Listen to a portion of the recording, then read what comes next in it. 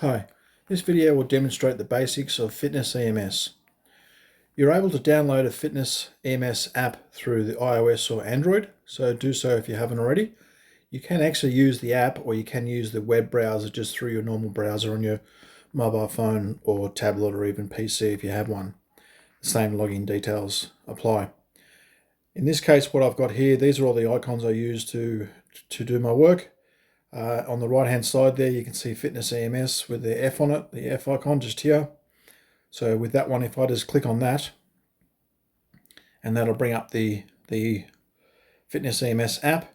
If you stay signed in, it'll take you straight to the next page you'll go to. But if you get to this, if you do sign out if you have to, or you don't necessarily have to, you can stay signed in. Just tick that button, the button down the bottom, and it will take you to the start screen here. Within here, if you scroll down, you'll see you might have multiple days ahead booked out. For this mock-up, I've just done this job with this one location, and this date was set for the 20th of the 9th. When you look at this app, when you open it up, it'll start on the day that you actually do open it up, so it'll be in order of oldest work order to newest work order to do in the calendar dates. So if I scroll down to the bottom here, down below here, you might have some extra days or the next day after the 20th. So if you had the 21st of the 9th and then 22nd of the 9th and so on, would be down here at the bottom, and it just continue on. So you would just keep scrolling down. In this case, we've got this one work order here at the top. If we start here at this one, 39298, if I click on that one, it'll bring it up. It brings up the job sheet, the work order in the middle of the work order within the FitnessEMS web portal, and from here you can scroll up or scroll down to get other information on the work order. But it opens up at the middle part of the screen, because that's the main part of the technician needs to look at, is all the information that's written in here. So this information here is the fault that's been reported, or the issue that's been reported by the club, or if the club rings in our Novofit national call center, that one of the Novofit staff would have logged the information in here, describing what the club's describing off a phone call or an email of the issue with the machine. Any photos, if they're provided, clubs can add photos as they raise a new work order. In this work order, we can see we have two photos attached, and there is also one estimate as well.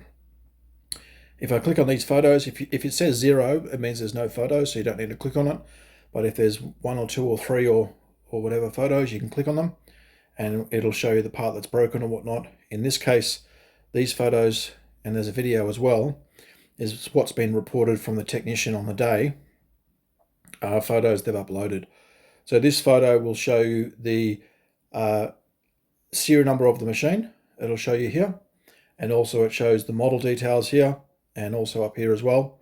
So for any warranty purposes, whatnot, to submit a warranty or to confirm what part we need for this specific model machine, this gives us the exact information we need to know. But also the technician can cross-reference these base serial number with what's on the work order as well.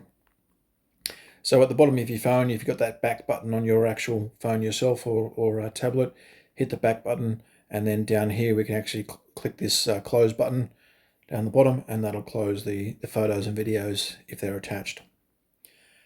So with this work order, if you scroll down further, there is a parts section. This one already has parts in there. So these might be parts that may have been diagnosed off looking at the photos that the club has uploaded, or what we've fault finded over the phone with the club, and we've put in particular part numbers that we are guesstimating of what the fault is and the parts that need to be replaced. Additionally, the technician can add extra parts, or if there was no parts in this section, the technician would add their parts. So you can click on the search all inventory parts or add non-inventory parts. Either way, if you know we definitely have the part number in the system and it's a part you've ordered before, or it's a common part, you can click on search all inventory parts, which is the middle one there. But if not, if you click on the add non-inventory part, and then it'll allow you to add any part in you need to. So if I might click on that add non-inventory part here, If I wanted to add a part, it just brings up this next box down here, this fourth row. It's completely blank. There's no pricing, whatnot. If I wanted to add a price, add a common part, if I click on that, you can see my Android phone has anticipated some regular parts that I do fit down here, which we can add in. So I know this is the actual cable part number for gym cable. So you'd click on that, and then you'd write 3mm cable here as well, which again it's anticipated it, or you just might type it in 3mm cable like that, and then you can click on the save button down below. The idea with this save button, with this tick the box actually above the save button, what this is if you have that ticked, the customer will receive an email of your update telling them what you've updated on the job sheet. What we recommend to do is untick this tick the box. So if we untick that for all of the times that you want to save information on the job sheet, but without sending it to the customer. And then when you have completed the job, or you action needed it, or you've resolved it, or you signature summary it, on the very last thing you do to save it, you would leave that tick there, and then the customer would receive a email notification saying it's done, and then our call center in Melbourne will process an invoice as well. So in this case, I don't want to leave that part there because it's not a part that's associated with this machine. So you can scroll across here to the right, and you can see this little bin icon. If I hit that, I can delete it, and then I can go down below again with this tick the box. If I untick that, and then I hit this save button down here, it will then save the information that I've added there. So if I've added photos or I've added videos, these would then save to the work order as well. You can save up to 8 photos. They need to be 8 meg in size or below each actual photo, and then you can upload 8 photos and or videos as well. So mainly videos, it's 8 meg. Photos are going to be less than that, but maybe you need to turn down your photo resolution on your phone if you're taking a photo of a part that's faulty, or if you're taking a video, try and take a 3 or a 5 or an 8-second video, and this will keep the megabytes down on the video and easier for you to upload to EMS. Or if the the video you have is more than 8 meg, you might be able to download a free compressor file app on your phone, and that will then you can compress the video through that app and then upload it to EMS after it's been compressed, and then that'll save. Photos and videos are always great, as we always mention to customers and for also technicians, to confirm the part that they're ordering, and just to show the customer exactly what's wrong with the machine. So this is that main middle section that you get, that you'll come to first on the job sheet. If we scroll up above here, we do have the equipment details. With these equipment details, at the top here it says equipment number 9, you can see there. And then also we've got the edit button, the change button, and then a service history button. These relate to this exact machine. So equipment number 9, if we wanted to edit any of these details here, that's in this section here, we can edit all this information or serial numbers or whatnot, special notes down below. We can add these notes or details to this particular machine, and then it will come up with every machine each time a work order is raised. So if we wanted to add information or add a serial number or change a serial number if it's wrong, up here where it says equipment number 9, if you hit this edit button, we can go into here, and then down here we can scroll down, and usually it'll either be blank if there's no serial number, or it'll say unknown. So with that, we need to click on that, and then you might either delete back all the serial number that's there and then add in the number that you need to, or if it says unknown, you can just wipe that part of it and then put in the actual serial number there, or put in no serial number. If there's actually no serial number and the sticker's been ripped off, then write no serial number. The console serial number is for a machine if we have if the machine on EMS here has a console or has a secondary part on the machine that has a serial number, then we can add it to this console serial number here. So we can edit that. If we scroll further down, if this information is all correct, that's fine. We can leave it like that. And extra information we have down here, if we keep scrolling down, we have the factory warranty details with the purchase date, this is 2018 when it was purchased. If we look down here, we've got the labor expiry date for the club. So this machine, if it has a certain labor charge warranty period, which is usually 2 years initially, then that would be in here. In this case, it's 4 years for the labor warranty, and we scroll down here and then we can see the parts warranty, and that is 4 years as well, which we can see down here. So these may be different. You may have 4 years parts warranty and then only 2 years labor warranty. So if you're falling within that 3rd or 4th year period, that means we need to charge for the part but not charge for the labor. Or vice versa. We might charge for the labor and not charge for the part. So if you've looked at this information in this section, or you've updated the information, that's great. Scroll down to the bottom, click on the save button. Just let it think about that and save it, and then you've saved the information you may have added here. Extra to that, what we can do is this equipment details number 9, you got edit and change there. If we hit the change button, this button is so if the machine has been tagged out on the wrong machine, we can hit this change button here and we can change it to a different machine. This machine is actually tagged out on number 10, so I've left it on number 9, but it is actually tagged out on number 10. So say if you got to site and you scroll across here, you can see there's a job raised for number 9. This is the base serial number, but then when you get there, you find out it's this serial number here.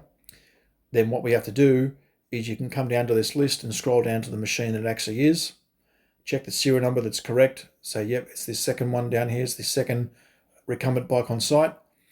These circles aren't grayed out, so it allows you to select it because it's not a machine that has a work order already raised. So if we hit number 10 there, scroll down to the bottom and then hit select, and that will then save it as that alternative equipment number. It will change all of the information in this equipment details section, but everything else will stay the same. You'll have the same customer details on what the fault report has been, and also you'll have the photos or videos if they're attached, and also you'll have the estimates if there is any. So for this here, I'll just show you, you can see this preview that the photo is still there with the serial number, and we still have the video there as well. So we close out of that. So that'll show you that you can change the machine itself, the equipment number. So now I've changed it to number 10, which is correct based off the serial number and the actual fault because you're on site. And then the next one you can alter or change because these are highlighted blue is the service history. So when you hit on that, this will bring up all the service history for this one machine ever since we've been servicing it for this club. So in this case, the current job you're on now is at the top here, the red one, and down below here, this is the very, very first job we did on this machine, which is that 15th of the 9th, 2022, you can see. It's got the details here, the clubs here as well, which is Anytime Fitness Foster. Equipment number 10, which is the same machine. This was the fault reported, noisy cranks, and then there's part numbers there as well. This seems to be the similar job, and you've got details here as well of the actual job, and then what the total was for that job. So that's how you get around there. You'd look at the history on it. You might this is a good section to look in to give you a clue of what might be wrong with the machine.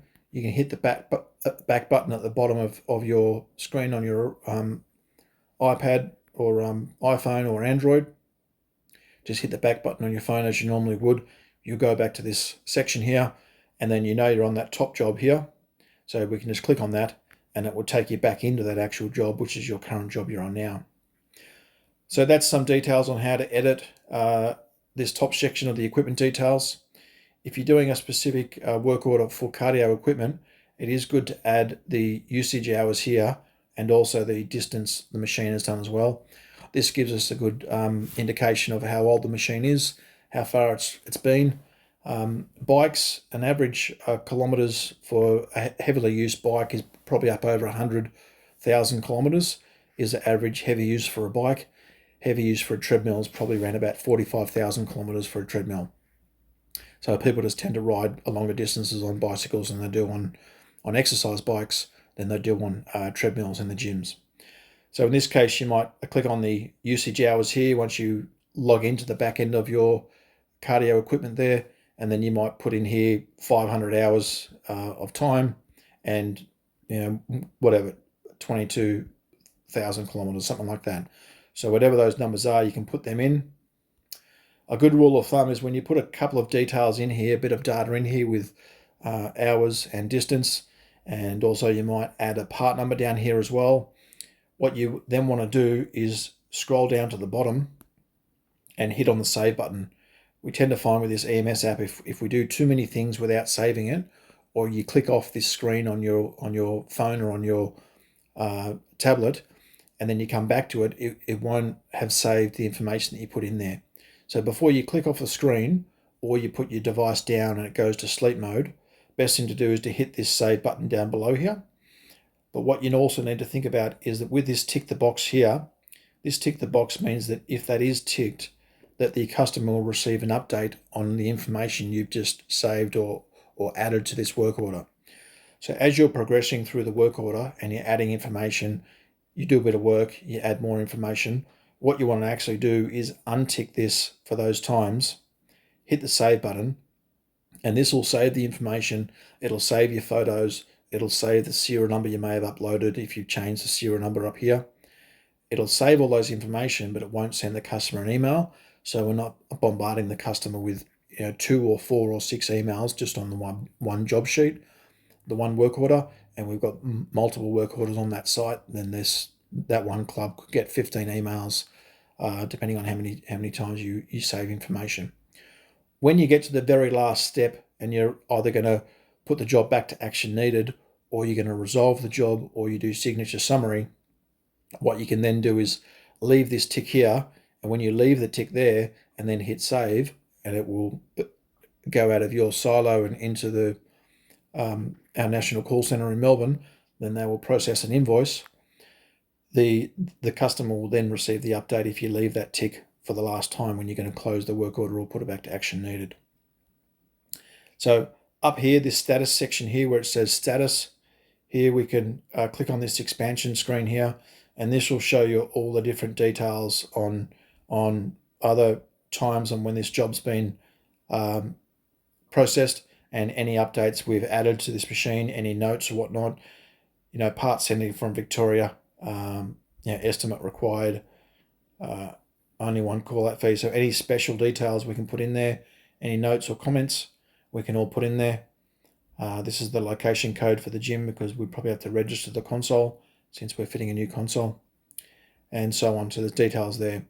So when you're on site to add status, so if you're doing something on a machine, what we need to do is add status on this button here. So if we click that, it'll open up another window, the next line down, and then what we can do is hit select. Within here, you might be doing, say, action needed. I'm in New South Wales, so I might hit action needed New South Wales, which is just this one that says action needed without the state beside it. And then here I would write my comments on what I've done and what I need. Might say, confirmed, faulty console.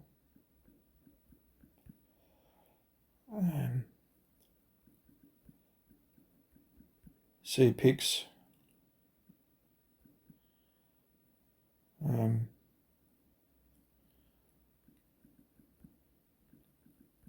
Need new console.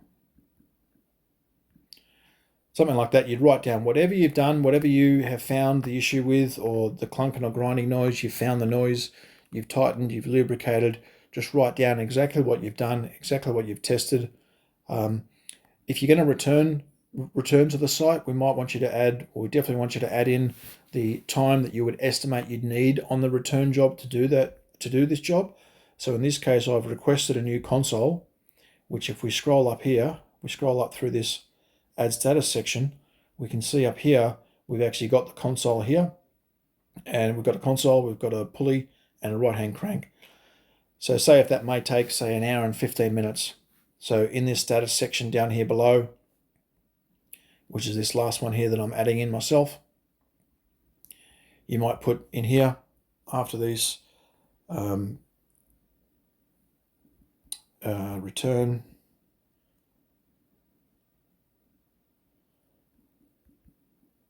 job labor. What did I say? Say if you say 90 minutes, so you might say 90 minutes like that. So that will then tell our schedulers that on the return job, we're estimating we need 90 minutes to complete the work order. And if we scroll up here, these are all the parts we need for this job as well. I'm looking at this through my phone, through my mobile phone. I've got an Android phone. But if you're looking at these on a tablet with a larger screen, you don't have to scroll as much as I am here on this screen. It might be slightly different a feeling if you're looking through a tablet or a larger screen, but all the basics are the same and the buttons are in the same position on the actual job sheet. And you just might be able to see this complete work order on the one sheet rather than having to scroll up or scroll down. So that's the difference between using a mobile phone or using a tablet, is you do have that bigger screen.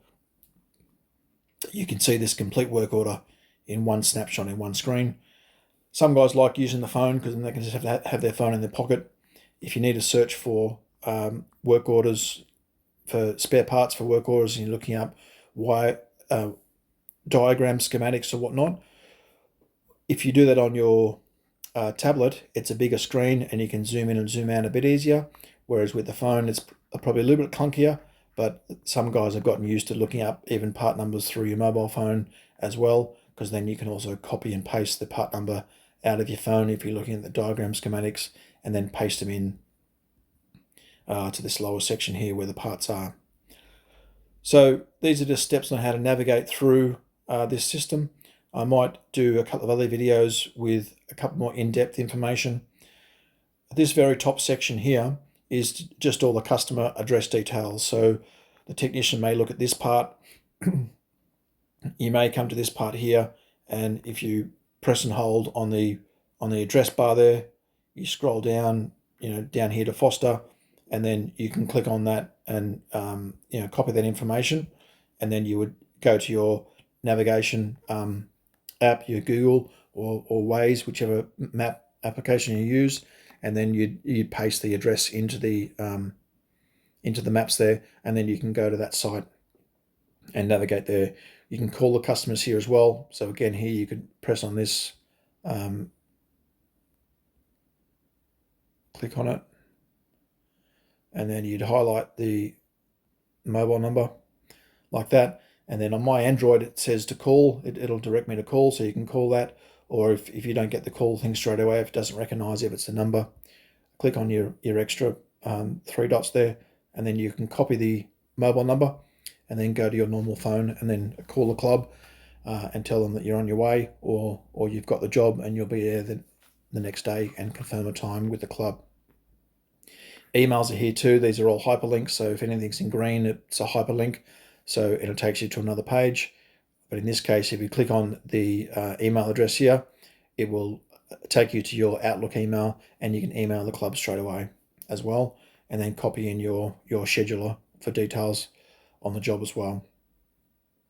So this is just a basic overview, some basic functions on how to use the FitnessEMS app. I will do another video which is more detailed information and detailed things you can do. So as I say, I've saved this information down here, which is the action needed. But in this case, what I might do is I'll delete this because this is not information exactly relevant. So if you've got this bin icon here, we can hit on that and that'll save it. Or delete that, but then to save the deleting of that file, again, you need to hit the save button down below here. I haven't finished this job, so I'm going to untick that and then hit save so the club doesn't get an email. And then I'm still updating information in the job. And and then your scheduler can then, or your parts interpreter can interpret the parts that you're requesting If you've added any photos, that helps a lot. It gives you the parts interpreter, the color, the variations, the size, the shape of it, if it's an older version, the newer version. So if you've got pedals, if they've got various colors in the pedals, or the certain toe clip strap on the pedal, or if you're ordering a shroud cover, we want to know whether it's grey color or it's black color. To add photos of the part you're requesting helps a lot to make sure we're giving you the right part, and we get the machine up and running for the club sooner as well. So that's it probably for this video. Just with those details, that's how you would navigate through the job.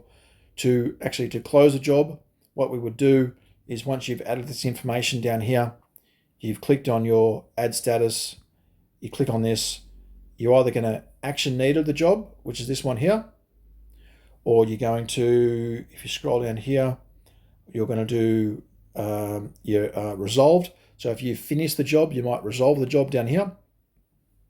Or also, if you have multiple jobs on the one location, what you can do is hit this signature summary button here. And what this will do, it'll collate all your work orders into one signature summary. So at the end of the day, if you have, say, 1 PM and 3 breakdowns, or you have 2 or 3 or 4 breakdowns with no PM, when you want to close the jobs and resolve them and you've finished them and the machine's up and running, you can hit signature summary. And then when you get to the end of it, you can get one signature from the club manager or the club employee, and then that one signature will be pasted to every 3 or 4 or 5 jobs, whatever you've closed off. So that's a good way to have them sign off once on multiple jobs, rather than have them sign 3 or 4 separate job sheets as well. So that's a bit of an overview there, and more videos to come. Thank you.